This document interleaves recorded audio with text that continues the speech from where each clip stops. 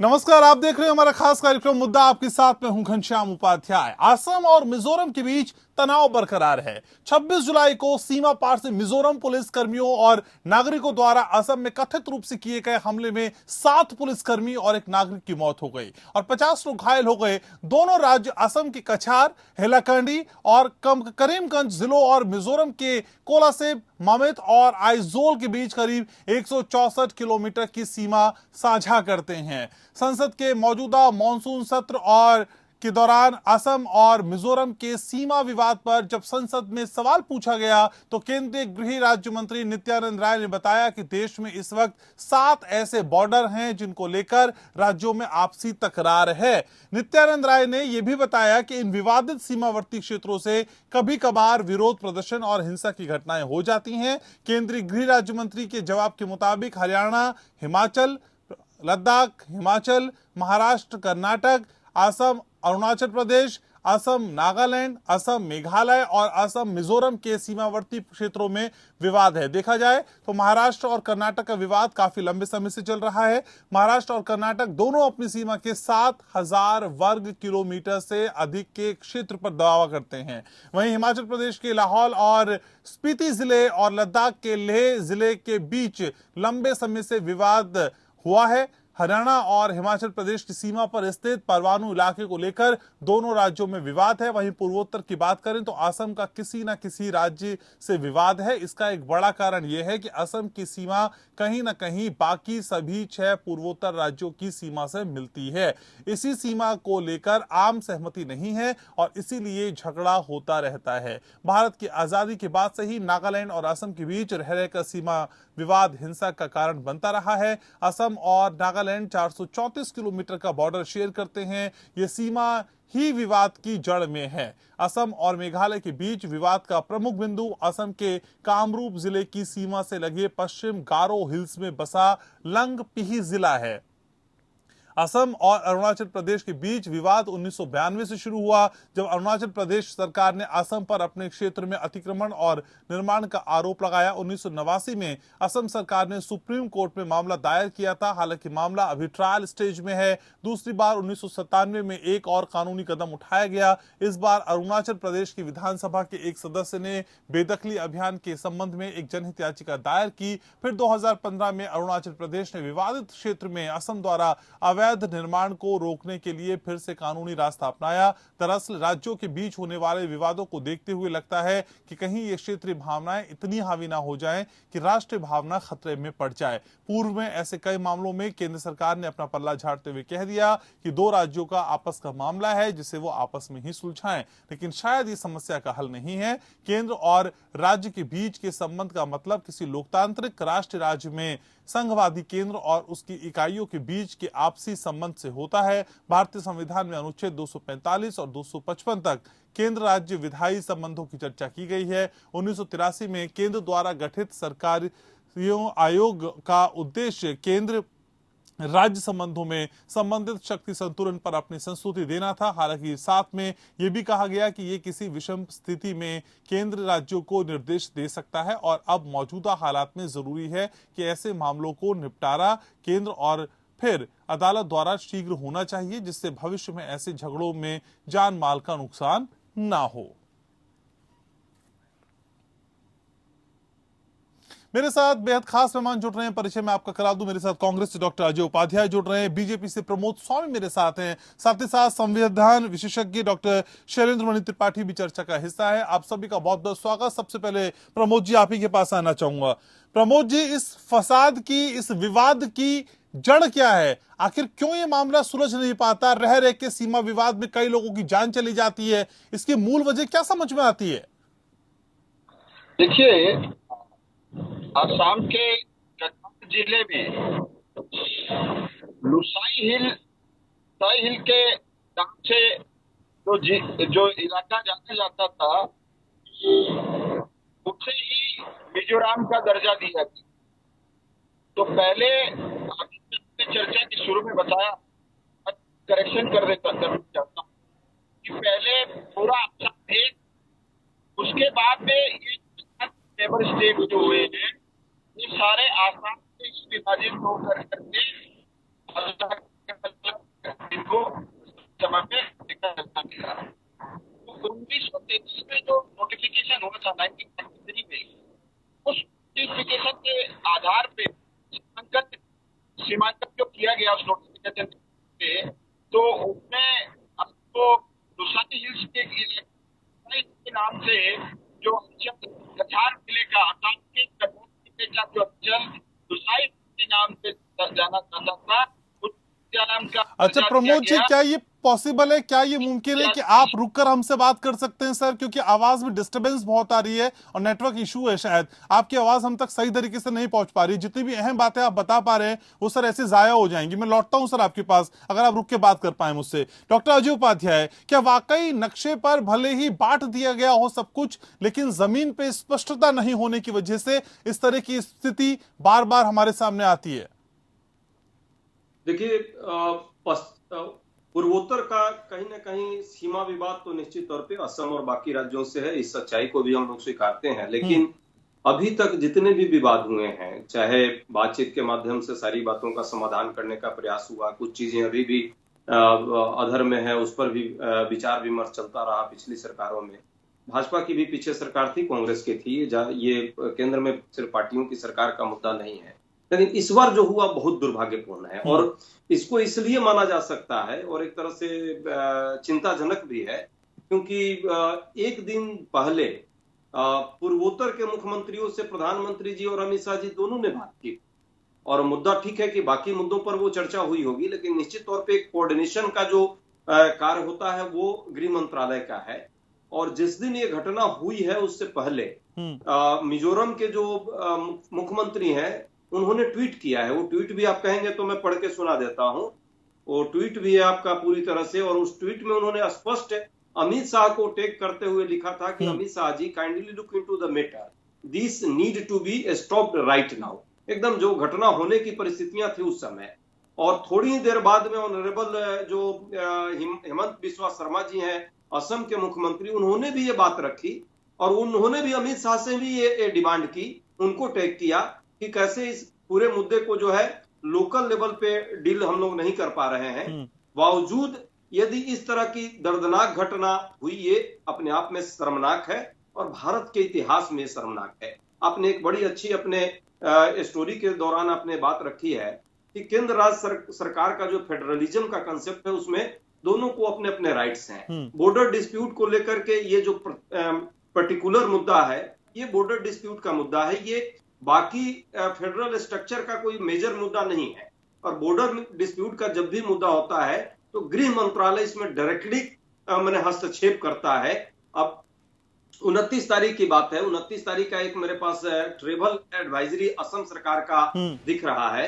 उसमें स्पष्ट असम सरकार ने लिखा है कि आप लोग जो है हमारे पड़ोसी जो मिजोरम राज्य है वहां न जाए, क्योंकि आपके जान माल की कहीं ना कहीं खतरा है। अब बताइए ना, जब देशवासी एक प्रांत से दूसरे प्रांत में न जाए तो क्या मुख्यमंत्री या गृह मंत्री को अपने पद से क्या बने रहना चाहिए? ये नैतिक ड्यूटी बनती है कि उन्हें कम से कम या तो इस समस्या का समाधान करना चाहिए।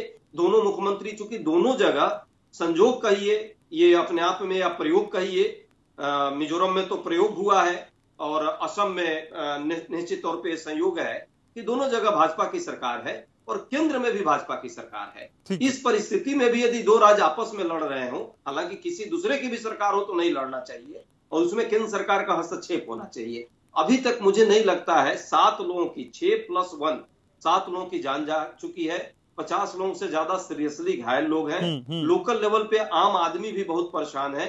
एक तरफ के एमएलए, दूसरे तरफ के एमपी आपस में एक दूसरे पे भी अब छीटाकशी हो रही है और पुलिस एक राज्य के जनप्रतिनिधियों को दूसरे राज्य का पुलिस जो है नोटिस दे रही है दिल्ली में, और गृह मंत्रालय और अभी तक कोई इस पर एक शब्द नहीं आता है। ठीक है, ये क्या है? सर, ये कौन सी सरकार चल रही है? ये मोदी जी हैं तो मुमकिन है क्या? कुछ भी मुमकिन हो सकता है। ठीक है, तो प्रमोद जी, क्या स्टेट बाउंड्रीज को फिर से रिडिफाइन करने की जरूरत है?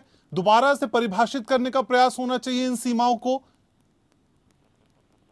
देखिए, अभी जो कांग्रेस के जो प्रतिनिधि बोल रहे थे, वो इसको राजनीतिक मुद्दा बनाना चाहते हैं जबकि ये दो राज्यों के बीच का सीमा विवाद है, ये राजनीतिक मुद्दा नहीं, आपके अकाउंटेबिलिटी पे सवाल उठाना राजनीतिक मुद्दा नहीं हो सकता ना सर। आपकी जिम्मेदारी पे अगर कोई सवाल पूछता है तो आप उसे पॉलिटिकल रंग क्यों देने लगते हैं सर?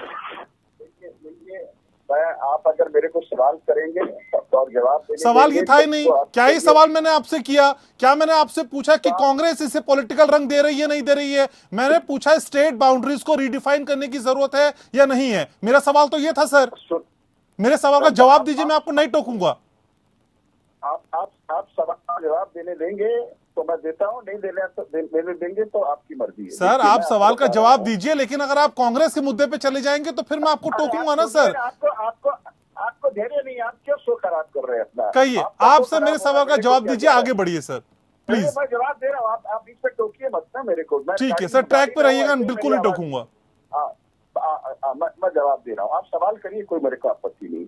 मैं ये कह रहा हूँ कि 1933 में एक अधिसूचना के आधार पे आपको लोसाई हिल्स, जो आसाम का एक कछार का एक जिला था, उस जिलों को मिजोरम स्टेट, मिजोरम का उस जिले को मिजोरम घोषित किया गया है 1933 में अधिसूचना के आधार पे। और 1972 में मिजोरम जो है वो केंद्र शासित प्रदेश बना और 1987 में मिजोरम को पूर्ण राज्य का दर्जा मिला। तो ये समस्या कोई आज की नहीं है जो कांग्रेस के हमारे जो प्रतिनिधि बोल रहे हैं। 5वीं क्लास का बच्चा भी जानता है, क्या बता रहे हैं? जो मुद्दे पूछ रहे हैं, प्रश्न उपाध्याय जी ने पूछा, उसका तो उत्तर आपने दिया नहीं। आप सुन लीजिए ना भैया, आप बोले, मैं कुछ नहीं बोला, आप बोलने दीजिए ना। नहीं, क्या गृह मंत्रालय ने अभी तक क्या किया? एक मिनट आप बोलने चर्चा होनी तो फिर चाहिए। मैं को क्यों बैठाया आपसे? बात तो सुनने। बोलिए प्रमोद जी, बोलिए। 1933 में जो नोटिफिकेशन हुआ उसके आधार पर कछार के एक जिले को मिजोरम का दर्जा दिया गया और 1972 में मिजोरम केंद्र शासित राज्य बना और 1987 में एक पूर्ण प्रदेश का मिजोरम। अब मैं अपने सवाल के जवाब की उम्मीद आपसे कर सकता हूं क्या सर? ये बताइए, आपने इतनी लंबी बात बता दी, अब मेरे सवाल का जवाब दे दीजिए। स्टेट बाउंड्रीज को रीडिफाइन करना चाहिए कि नहीं करना चाहिए? मैं बता रहा हूँ आपको, वही मैं बता रहा हूँ। अब जो हमारा लैंड ऑफ लॉ है, हमारे भारतवर्ष का कानून है, वो फॉरेस्ट रिजर्व में किसी भी तरह के कंस्ट्रक्शन की इजाजत नहीं देता है। ये हमारा कानून है, देश का कानून है। अब समस्या कहाँ से शुरू हुई है मैं आपको बताता हूँ। रेंगटा बस्ती बोल करके है, वहाँ उन लोगों ने मिजोरम की गवर्नमेंट ने वहाँ सड़क का निर्माण चालू कर दिया जो फॉरेस्ट रिजर्व में है। दूसरा, वहाँ एक हिलोक बोल का एक इलाका है जिसके जहाँ सीआरपीएफ का न्यूट्रल कैंप है, वहाँ उन्होंने एक नया न्यू आर्म्ड कैंप वहाँ हिलोक के बगल में उन्होंने स्टेब्लिश कर दिया। तो लेकिन according to the land of law of India, आप फॉरेस्ट रिजर्व में आप इस तरह का कंस्ट्रक्शन नहीं कर सकते हैं। तो आसाम के आईजी, कछार के डीसी और आपको कछार के एसपी, ये सारे लोग वहाँ बातचीत के लिए गए कि भैया आप फॉरेस्ट रिजर्व में जो कंस्ट्रक्शन कर रहे हैं ये इलीगल है। तो उसी बात से जब बातचीत चल रही थी तो वहाँ के मिजोरम के जो पुलिस के अफसर ये सबको पता है, अखबारों का रिपोर्ट है, अखबार में सबने पढ़ लिया है। आपने क्या किया? सरकार ने क्या किया? और वहाँ से एलएमजी से उन्होंने फायरिंग चालू कर दी और उसमें सरकार का क्या 6 जवान जो है, आसाम पुलिस के 6 जवान और एक नागरिक की मृत्यु हो गई। प्रमोद जी, जितनी भी बात आपने मुझे बताई, क्या ये हमें नहीं पता है? इसमें नया क्या है सर? ये तो रिपोर्ट्स है जो आप मुझे बता रहे हैं। गृह मंत्रालय की जिम्मेदारी क्या है सर? होम मिनिस्ट्री ने किस तरह से एक्शन लिया, मुझे ये आपसे समझना है। भावनाएं इतनी उफान पे आ जाएंगी, इतनी हावी हो जाएंगी कि जो राष्ट्रीय भावनाएं हैं, जिसको हमें लगातार सिखाया जाता है, जिसका पाठ पढ़ाया जाता है, वो राष्ट्रीय भावना खतरे में आ सकती है। देखिए, नॉर्थ ईस्ट का जो परिस्थिति है और जो वहाँ के जैसे इथनिक ग्रुप्स हैं, अलग अलग इथनिक्स ग्रुप हैं, अलग अलग, इसीलिए उसको जो पहले असम एक था, उसके बाद 7 जो भी है 6 और भी राज्यों में उसमें बांटने का प्रयास हुआ होगा।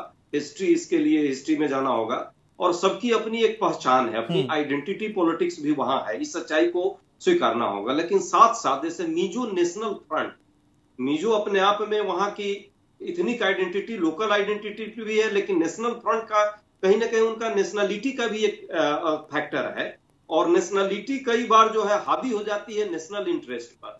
ये मैं नहीं कहूंगा कि इन कंटेक्स्ट में, लेकिन ये ओवर हो चुकी है। आपका प्रश्न बहुत ही सैद्धांतिक था, तो उस पर मैंने हल्का ये इशारा किया। पर अभी जो घटना हुई है, मैं मानता हूं कि ये मिस अंडरस्टैंडिंग भी है और मिस मैनेजमेंट भी है, और इसमें सिर्फ लोकल दोनों सरकार का नहीं है। मैं बार बार कह रहा हूं, आपको ये लगेगा कि चूंकि मैं कांग्रेस का हूं इसलिए ये प्रश्न उठा रहा हूं।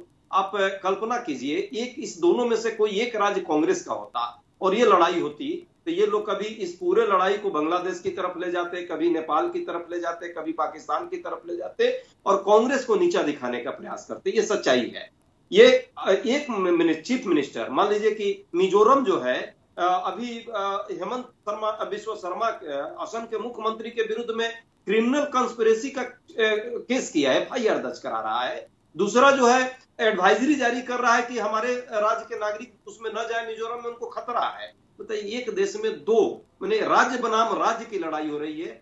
निश्चित तौर पे भाजपा की कैरेक्टर रही है, CBI वर्सेस CBI, ये करती रही है। अब राज्यों के बीच भी आपस में लड़ाई है, और दुखद यह है कि प्रधानमंत्री जी भी और आपके गृह मंत्री हम लोगों के भी, दोनों लोग जो है मूक दर्शक बने हुए हैं, म्यूट कर लिया अपने आप से। इतने बड़े मुद्दों पर कोई चर्चा नहीं, कोई विचार नहीं, कोई बातचीत नहीं, और लोगों को कॉन्फिडेंस में लेने की जरूरत थी दोनों राज्यों को। समय पर दोनों राज्य के मुख्यमंत्री ने अमित शाह को सूचित किया है, रिकॉर्ड में है, या रहा है, उन लोगों ने दोनों ने ट्वीट किया है गृह मंत्री को कि हमको इसमें इंटरफेयर कीजिए आप, और दोनों को जो है इस तरह की घटना ना हो। इससे 6 लोगों की जान गई और 50 लोगों का जो घायल हुए तो हुए ही। आप समझिए ना कि पूरे नॉर्थ ईस्ट में इसका क्या इम्पैक्ट पड़ेगा। नेशनलिज्म के प्रति जो राष्ट्रभक्ति की जो भावना धीरे धीरे वहां बढ़ करके आज एक मेन स्ट्रीम में वो लोग आ रहे हैं, इस तरह से ये बिखराव आएगा, ये बंटवारा कहीं ना कहीं मानसिक लेवल पर होगा, जो आपका प्रश्न है। और सच्चाई है कि स्थानीय जो अस्मिता है वो राष्ट्रीय अस्मिता पर कहीं ना कहीं हावी होने का प्रयास करेगा। ये दायित्व बनता है केंद्र सरकार का, किसी की सरकार होती, भाजपा की होती या कांग्रेस की होती, ये हमारा ड्यूटी बनता है कि ऐसा न हो, क्योंकि वो हमारे सब आपस में ही भाई है और केंद्र सरकार ही मेडिएट करेगी। इसके लिए नॉर्थ ईस्ट में मैकेनिज्म भी है, संवैधानिक प्रक्रिया के तहत उत्तर भारत पूर्वोत्तर के राज्यों को लेकर के एक अलग से कॉन्स्टिट्यूशनल बॉडी है, उसकी कमिटी है जो नॉर्थ ईस्ट जोन के नाम से, उसका परिषद के नाम से उसको बनाया गया है। गृह मंत्री ही उसके पदेन अध्यक्ष होते हैं और सभी मुख्यमंत्री उसमें शामिल होते हैं। क्यों नहीं इस पर समय पर ध्यान दिया जाना चाहिए? और जो चलिए अभी बीत गया, अब भी ध्यान दीजिए, राष्ट्र का मुद्दा है। नॉर्थ ईस्ट के लोग वैसे भी वहां पे जो परिस्थितियां होती है उसमें हमें जरूरी है कि उन सबको जोड़कर रखा जाए। यदि कोई कंफ्यूजन है तो डायरेक्ट इन्वॉल्वमेंट किया जाना। ठीक है, तो प्रमोद जी, इस तरह के विवादों को निपटाने के लिए क्या कोई मैकेनिज्म इजाद नहीं हुआ है बनिस्बत इसके कि ये कह दिया जाए कि दोनों राज्य आप खुद सुलटिए, अपने आप इस मामले से निपटिए, हम कुछ नहीं बोलेंगे, किसी तरह का कोई इंटरवीन नहीं किया जाएगा? सर, कोई मैकेनिज्म तो होता होगा ना? किसने आपको किसने कहा कि इंटरवेंट नहीं किया जाएगा? तो किया सर। शायद इस बात आप बातों को ट्विस्ट मत करिए, आप दूसरे को भी बोलने दीजिए ना। बोलिए सर, या तो कांग्रेस के प्रवक्ता बन जाइए, कांग्रेस के प्रवक्ता बन जाइए, आप एंकर बन के क्यों एंकरिंग? चलिए सर, अभी तक तो इल्जाम अभी ये नया इल्जाम लगा है सर। अभी तक तो इल्जाम सिर्फ बीजेपी के प्रवक्ता के लगता था। ठीक है, कोई बात नहीं, ये नया इल्जाम लगा है सर, अच्छा लगा, बताइए। सवाल का जवाब देने दीजिए। बताइए। हाँ, मैं ये कह रहा हूँ कि ये जो बॉर्डर का इलाका है और नॉर्थ ईस्ट बहुत सेंसिटिव इलाका है। यहाँ चाइना 1962 में जब नेहरू जी देश के प्रधानमंत्री थे तो चाइना जो था वो यहाँ चाइना और 62 और नेहरू। अच्छा, सुन लीजिए अजय जी, एक बार सुन लीजिए। अरे क्या आदमी आप बोले तो अरे कुछ तथ्यात्मक बात भी बोला करिए प्रमोद जी, आप पढ़े लिखे प्रवक्ता हैं। अरे भैया, बेवजह की बात कर रहे हैं राष्ट्रीय चैनल पर। कोई बात नहीं अजय जी, कोई बात नहीं। आज हिस्ट्री की क्लास ही समझ के बैठ जाइए सर, हिस्ट्री की क्लास समझ के बैठ जाइए। राज्य के मुख्यमंत्री आपके सहयोगी है। ठीक है सर, शोर नहीं, मैं शो वाइंड अप करना पड़ जाएगा सर, ऐसे मत करिए sir. Pramod ji please, Ajay Upadhyay please, Ajay ji ऐसे मत बोलिए सर। प्रमोद जी जल्दी से। नहीं, आप उन्हीं से बुलवा लीजिए सर, बोलिए सर, आप तो झगड़ने लगते हैं सर, बच्चों की तरह उखड़िए मत सर, बोलिए। पहले उनको चुप कराइए, उनका ऑडियो डाउन करिए। अच्छा, अब मैं अब बोल ये रहा मत हूं, समझाइए मुझे क्या करना है, आप बोलिए। अच्छा सुनिए, 1962 में जब मैंने कहा कि नेहरू जी प्रधानमंत्री थे तो मेरे कांग्रेस के मित्र बताएंगे क्या 1962 में क्या मोदी जी प्रधानमंत्री थे क्या? ये अरे अभी का बताइए ना, 62 में बाद में जाइएगा, 62 में फिर से बात कर लेंगे 62 पर। अभी का चर्चा कीजिए, फिर वहीं पे चले गए। आप चाहते ही है कि मैं बीच में मजबूरी में इंटरफेयर करूं, क्योंकि आप ना तो प्रोसेस समझना नहीं चाहते या ना समझ है। जिस तरह से गृह मंत्री नहीं कुछ बोल पा रहे हैं उस तरह। अजय जी एक मिनट, अजय जी मेरे पास 1 ही मिनट बचा है, प्लीज बोलिए। असम में स्थिति ये है कि कल कतार में जो 15 पार्टी के अलग अलग पार्टी के एमएलए थे, उन सारे में 15 में से 12 शामिल हुए और उन्होंने असम के मुख्यमंत्री को उनके जो उन्होंने जो कार्रवाई की है या जो कार्रवाई कर रहे हैं उस पर पूर्ण समर्थन दिया है। मैं यहाँ कहना चाहता हूँ, ये कांग्रेस और बीजेपी का मामला नहीं है, ये राजनीतिक दलों का मामला नहीं है, ये 2 राज्यों का सीमा विवाद है और कांग्रेस और ये सीमावर्ती अंचल है, बहुत सेंसिटिव अंचल है, तो हमको इन्वाइट कर करके इस समस्या को हमको समाधान करना पड़ेगा, क्योंकि पहले भी यहाँ चाइना का अग्रेशन हो चुका है। 1962 में जब नेहरू जी प्रधानमंत्री थे तो चाइना से इसको तक आ चुका था। तो ऐसे हालत में हमारा ये कर्तव्य ठीक है, तो आगे बढ़ के इस समस्या का निदान बहुत जरूरी है और यही समझाने की कोशिश प्रमोद जी कर रहे हैं। समय मेरे पास इतना ही सर, बहुत शुक्रिया आप दोनों का इस चर्चा में जुड़ने के लिए, अपनी राय रखने के लिए, समय निकालने के लिए। तो मुद्दा में आज हम बात कर रहे थे राज्यों की सीमाओं की और सीमाओं को लेकर हो रहे विवाद की। हालांकि जब बातचीत करने पे पॉलिटिकल प्रवक्ता आते हैं तो उनका विवाद खुद इस विवाद से ज्यादा बड़ा हो जाता है। बहरहाल मुद्दा में आज बस इतना ही। नमस्कार।